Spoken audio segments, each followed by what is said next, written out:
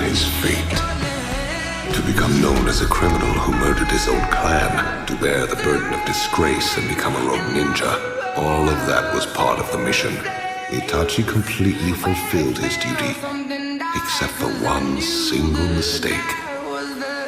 He could not bring himself to kill his younger brother.